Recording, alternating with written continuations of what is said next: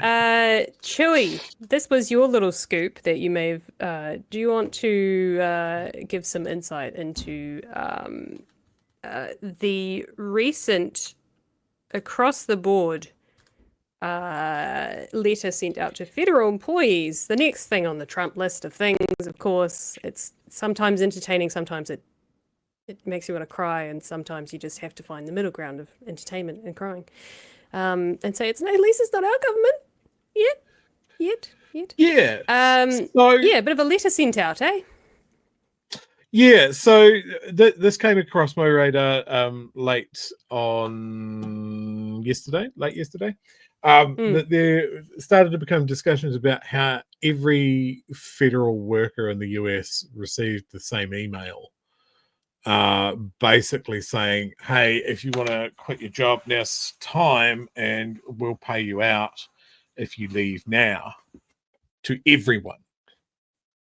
Reportedly about 2 million federal workers. And there are a couple of questions about that. The main thing is that 3 million, nearly 3 million employees. federal workers. Yep. So the way the story goes is the organization or the part of the US government that is responsible for their federal workers was asked to send out the offer, and they refused.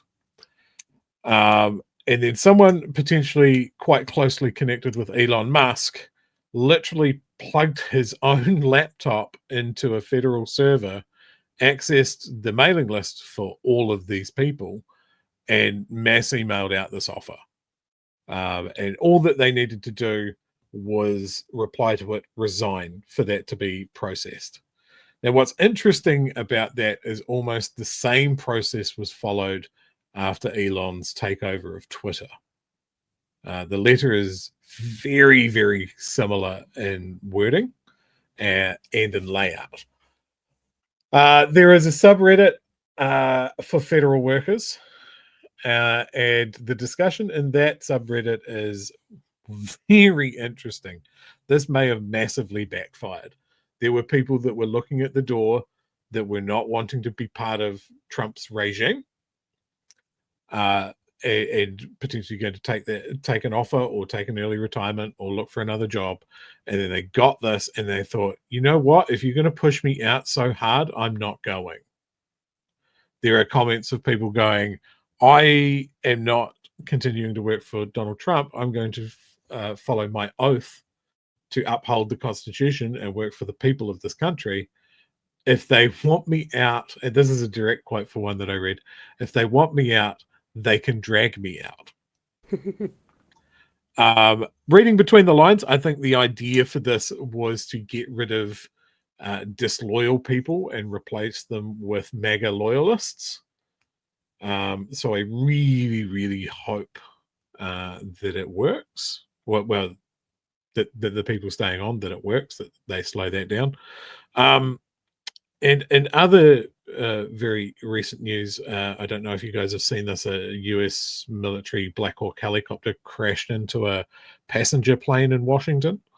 There has been a direct line drawn between that and Trump's cuts to their Transport Association, and air traffic controllers are obviously federal workers as well. Whether that bears out to be a factor or not. But yes, people are pointing out, do you know what a federal worker is? They are the people that run our parks, our museums, the tax department, all of this sort of stuff. But yeah, there's lots and lots of interesting aspects to the story. There are lots of people sort of going, how is it that someone that works for Elon was just able to gain access to the email addresses for every single federal employee, and the privacy concerns around that? Yeah, it's bananas over there at the moment. So there, Musk's why people a bit. I'll read this out to you. Adding to the turmoil caused by the message are signs of Musk's direct involvement in its phrasing. The email's subject line "fork in the road" was the same as one sent to employees of the social media platform then known as Twitter in 2022, when Musk brought the company and cut staff in droves. The OPM's new chief of staff previously worked at one of Musk's companies. And the thing with the OPM is that one of the other ones was saying that people thought it was fake because they don't get these kind of emails from the OPM, the Office of Personal Management. So a lot of people were like, is this legit? Because we don't usually get this kind of stuff. They usually get it from their agency managers or directors directly, as far as I understand. So yeah, lots of questions asked of like, what the fuck? But then unions are basically saying, do not resign, because a lot of the federal workers work in the security sector, right? Security for NASA, security for the military defense force. So if they do resign, that leaves a gaping hole in their security and would not be great. So in the interest of keeping America's security secure, maybe they should stick around. But also, don't leave because they're telling you to leave. Yeah. I saw, because of course they've fired up the White House press room with a new press secretary and that sort of thing. And there was a line of questioning today about recent Trump firings. Basically, a lot of prosecutors that were involved in investigating Trump have been sacked just instantly. Like no due process, they're just gone. There's questions whether that's legal because, again, they're federal employees, and some of them can't be legally let go without, I think it's Congress or the Senate signing off on it. And that hasn't happened. And the answer from the Trump White House is, yeah, but he's the president and he can do it. Whether that's true or not, I guess they'll find out through the courts. There was a very high level, I forget the role that she had actually, but very high level investigator or prosecutor that was hauled out of her office because she would refuse to leave. Because she was sacked without due process as well. It is hard to see all of these things happening in the US and go, this seems a lot like a purge. It's a little bit purgy. Is there a purge going on?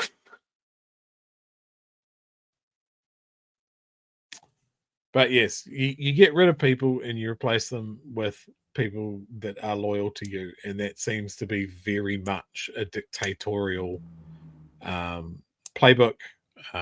And despite all of the rejections of the fact that Trump has anything to do with Project 2025 over there, a lot of the people that seem to be stacking up for these new vacancies are Project 2025 or Heritage Foundation linked. I couldn't find it, but there is a law that Biden strengthened or brought in. I think he strengthened it. Surely this is always the case, but you cannot fire federal employees for their political beliefs or whether or not they were under a certain administration. You can't just fire them off because they don't agree with you politically or they may have a different, political leaning. How they figured it out, I don't know. Maybe it's just because they're hired during someone else's term. Not sure if he strengthened that or if he created that that law. So if they resign, then Trump would be fine in saying, "Oh, and I didn't fire them. They resigned. I didn't violate that law." Whereas if he doesn't get what he wants through that, which is what the unions are saying, don't resign, then if he tries to fire them, then he's breaking the rule. So it's very complicated, but as far as I understand, that's the general gist of it. This is the story that I was referring to. Managed to find it. Former USDA Inspector General defies Trump order and is escorted from her office. Phyllis Fong, a 22-year veteran of the department, had informed colleagues that she planned to stay on despite the White House's decision to terminate her on Friday, arguing that the administration had not followed proper protocols according to the report. In an email to colleagues on Saturday, Fong cited guidance from the Council of Inspectors General on integrity and efficiency. That's a great organization called SIGI. stating that these termination notices do not comply with requirements set out in law and therefore are not effective at this time. Fong was one of 17 federal watchdogs removed by Trump on Friday in what critics labeled a late-night purge. Speaking aboard Air Force One, Trump defended the dismissals, calling them a very common thing to do, but did not name replacements for the vacant positions. It's not common. It's unprecedented, I think, is the word I've seen bandied around about this. So yeah, look, they're all going to gang together. They're all going to sue the absolute pants out of people.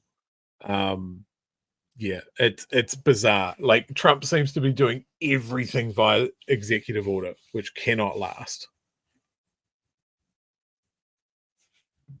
Yeah, it's I mean, it seems to be that every single thing that he's doing since how many days? 10 days, is unprecedented.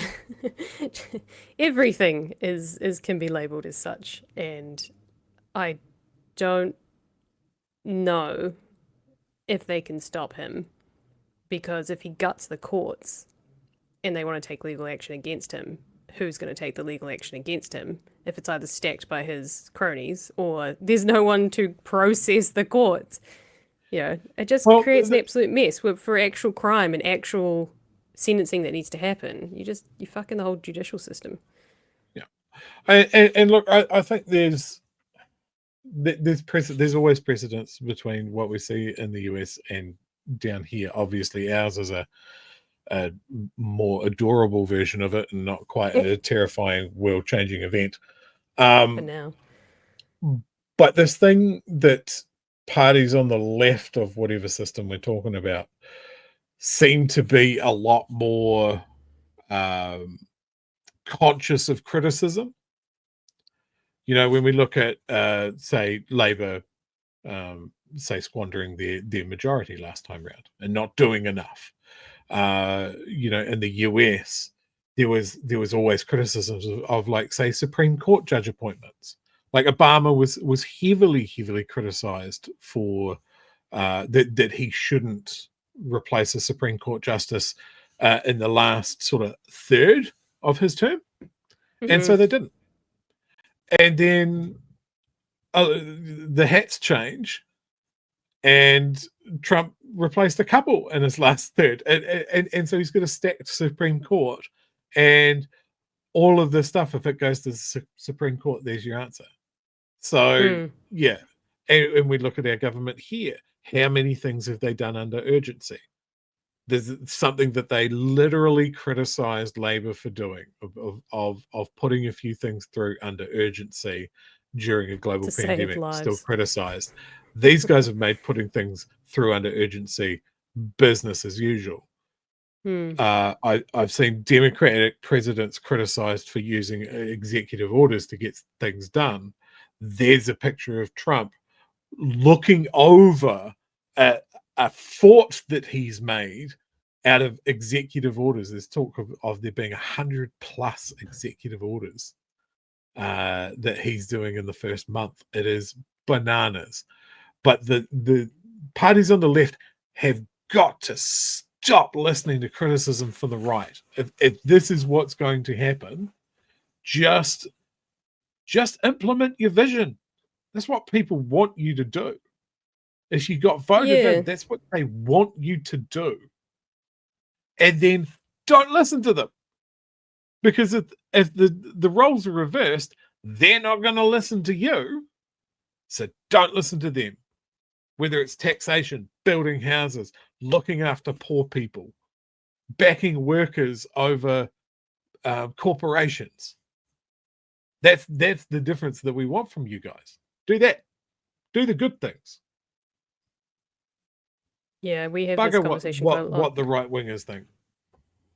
We have this conversation a lot in our household because my partner is very much like, I don't think you should abuse the power.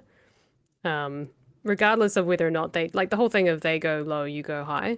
But I think we've gotten to a point where we've done that for so long, or the left in general have done that for so long, because they don't want to abuse power and they don't want to be seen as authoritarian and you know, doing things that will annoy the public, you know, get easy criticism to them. that they don't implement their mandate. Their mandate, as Nixon likes to say, I was elected, therefore I have a mandate to do these things, including the things I never campaigned on. And so you just get screwed over. And then people are like, well, you're weak. You're not doing the things that we asked you to do. We voted you in to do the things that you say you're going to do. Do it. And he hates that idea because he's like, well, then we're just going to end up with flip-floppy all the time. And like, well, yeah, but they're going to do it regardless. They keep doing it regardless. So what's like, play their game or don't? Play their game, everyone gets pissed off and they want change. Or don't. And I don't know. The whole thing's like annoying. If you're looking for the roadmap, look at the way that Christopher Bishop talks about everything. Look about Luxon's comment the other day about campaigning on privatization. We were elected. That is our mandate. If we win the next election and we campaign on privatization, that's our mandate. There's no need to do a referendum. That's the blueprint. That's the way that they're going to do things. That's how they're going to be done. You know, there is the risk of, as your partner says, flip-flopping. I hate it. I think there needs to be a meeting in the middle of parties to go, hey, you know, we can't keep cancelling each other's infrastructure projects. We need to lock ourselves in a room and just decide, let's bitch about something else, but these bridges have got to be built and hospitals have got to be built. And if we get a project underway, there needs to be an understanding that you don't come in and immediately shit can it. I think that has usually been the way. But again, this government has thrown that out the window. I found the story about Trump's ultimatum to federal workers is backfiring, making many stay in their position out of sheer spite. And I'm here for it. This is great. On Tuesday, President announced that he'd be giving federal workers a choice: return to the office full-time or quit. This is part of his effort to revamp the federal bureaucracy in his own image with his own supporters. So yeah, people are digging in.